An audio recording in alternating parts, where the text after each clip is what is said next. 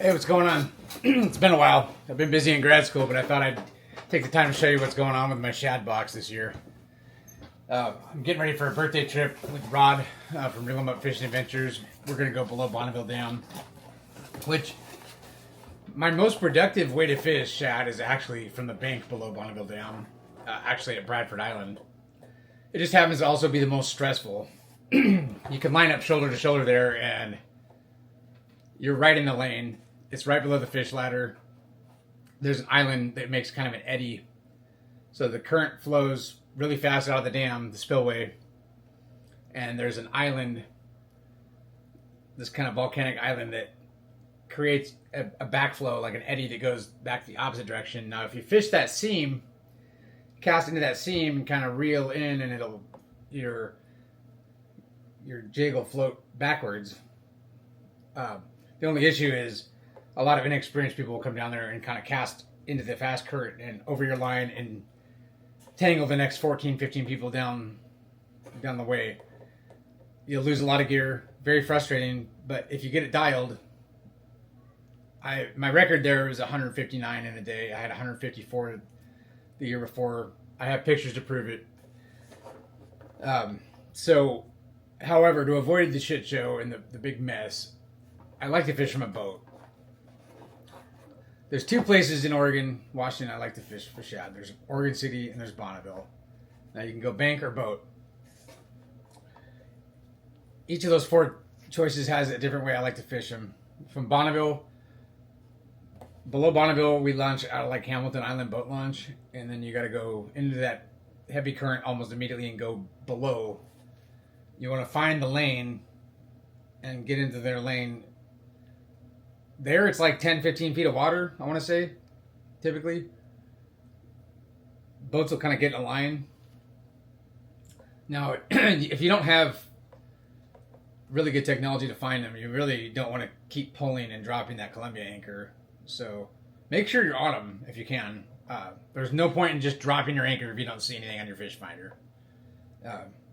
If you're blind completely and line up with somebody you see catching them at least, I mean, you're going to get pretty frustrated quick if you pull and drop that anchor 12 times and you're not on them. So anyway, below there, I found between like 4 and 8 ounces of lead, depending on the flow, works. I picked up some more lead at Fisherman's for the birthday trip so my buddies can catch plenty of shad. I got some 5s, 6s, and 8s, and I have plenty of these 1 ounce cannonballs that there's various people online that you can find on Facebook. There's a guy in Milwaukee, I can't think of his name, and someone up in Washington that pour tons of these. You can get a big bag of them. Last a couple years. These are 1 ounce cannonballs. These are perfect from the bank, from either Bonneville or Oregon City. You can direct tie these. You can connect them with. You can connect them with these droppers, these swivels and clips. You can clip them on. That way you can swap them out or double them up if you want. Or if what I would like to do, typically you can either tie that to braid or a heavier line on one side, and then your leader with the business end can be a lighter piece, so it breaks. So that's what you lose, because the lead can get expensive. You may not want to lose all the hardware in the lead. Or depending on the setup, like I know, like for like a dropper loop for like a bass setup, like they'll or for tuna they'll choose to lose the lead because that'll be the cheaper part. So I do keep even smaller leads here, like 1/2 ounces, even some inline stuff. Now, shad do love different contrasting bead colors. These bigger ones I would just use as protecting pieces over, to protect my knots. Also use sliders. I don't have any there on Rod's boat, but for these big leads, we use the same sliders that we use for like salmon fishing. But you don't need to do that. You can either run the line right through these or direct tie as well. It doesn't really matter. They're going to hit, a certain amount of them are going to hit the business end of what you're offering either way. Now at Bonneville, I really, really love these little Simon wobblers. They're baby Simon wobblers.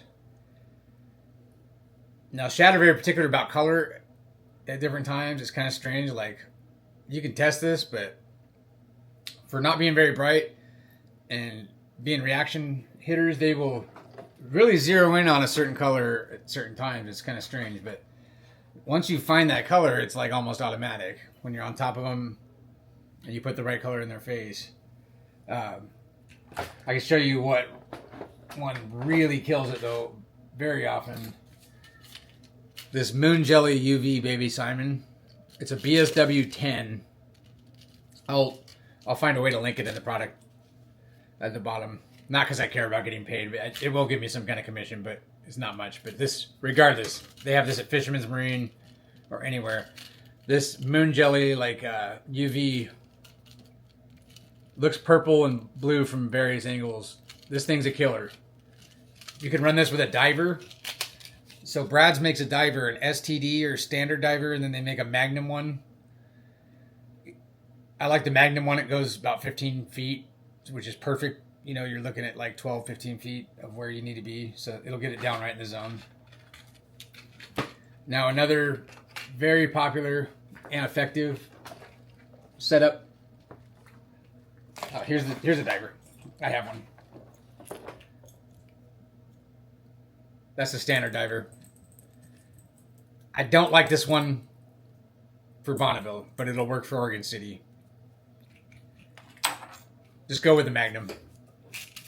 It'll definitely get down there. But these are basically like a mag lip without they work just like a mag lip without the hooks on them. So they impart a good action also on the on whatever you're offering. However, when in doubt, just use lead to get down there.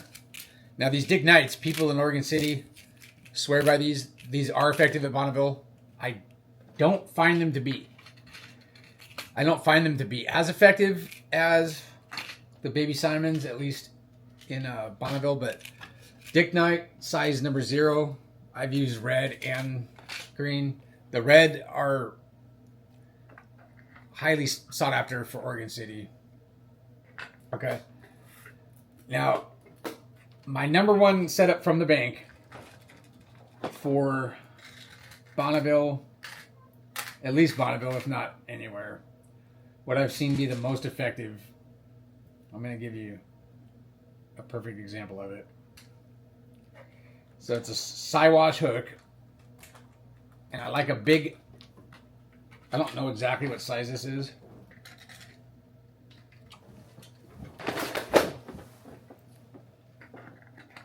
I get a swivel. I got a couple of these beads here. So let's say a white one and a green one. And again, when you find a color that works great, rock it. But so I got this Siwash hook. You'd actually crimp that down with some pliers, okay? I think I'm missing my pliers here, but you see that it's open eye, okay? So you take your swivel, you put it on the swivel, you crimp that down with the pliers, your needle nose, whatever you have, right? That's tight on there, right? That's going to sit there and spin in the water. Now, the reason I like this with the long shank, for one, is these things have paper thin mouths, so it's a deeper hook. So once it's in there, it's sunk in there pretty good. Also, it's a stronger hook, so if you happen to hook a Springer, you can land a Springer or summer Chinook with one of these. I've done it. This is a stronger hook. It's less likely to bend out, okay? So they will bite this big, goofy thing. They are not shy about it. So you can get to the point where you present something too big, like too big of a grub, or I'll give you an example of something that is too big that's in my box for no good reason, that like a jig head like that is too big. It's not necessary. Or I don't know. A grub like that on a jig like that is too big. Unnecessarily big. They don't need it. They're probably gonna not be all about that. So now just put a couple beads above that. Like I like these multicolored, like corky type bigger beads, right? You can get these at Fisherman's. This rainbow one is just killer. And then a couple of smaller ones, like a 4mm. You can get these Brads.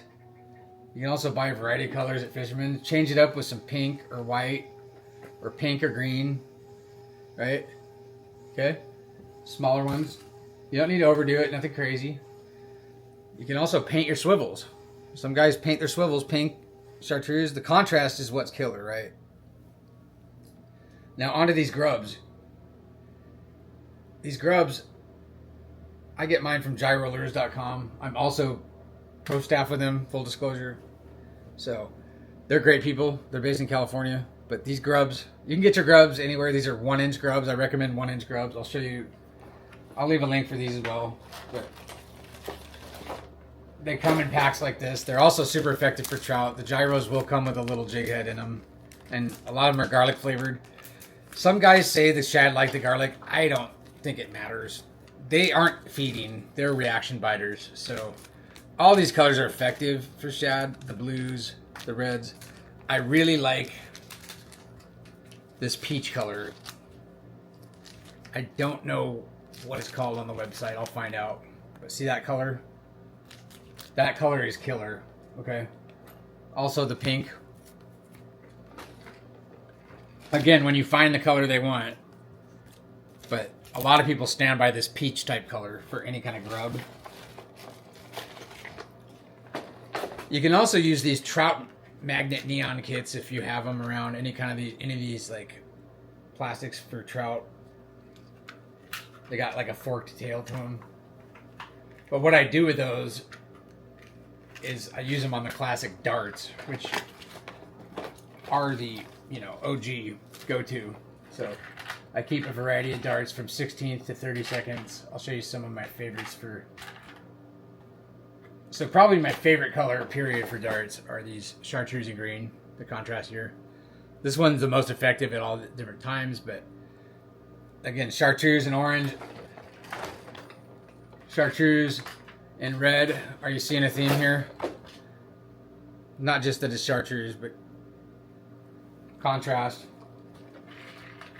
Silver and red.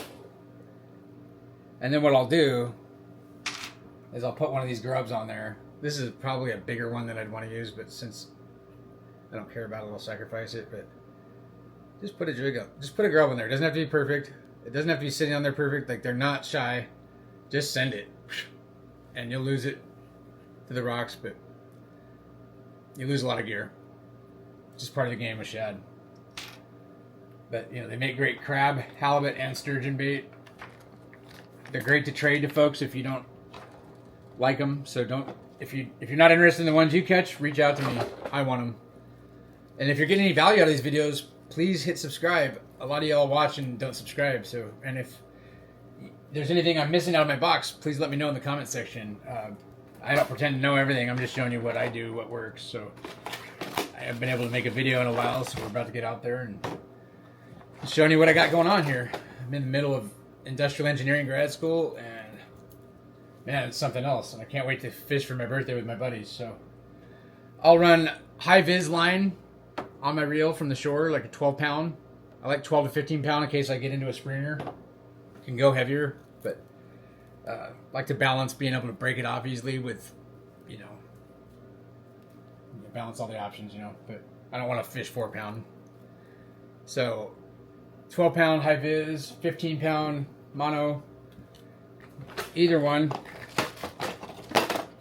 I'll definitely tie 15-pound mono to that heavier, dropper loop or dropper line with if I run a dropper line for that weight.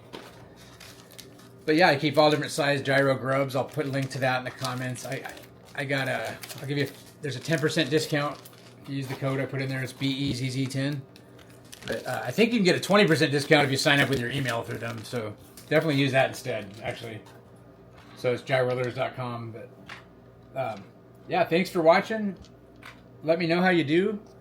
And yeah, the shad runs just started to heat up. It'll be peaking here over the next few weeks, and actually over the next couple weeks. And yeah, get out there and get some of that bait. Thanks for watching.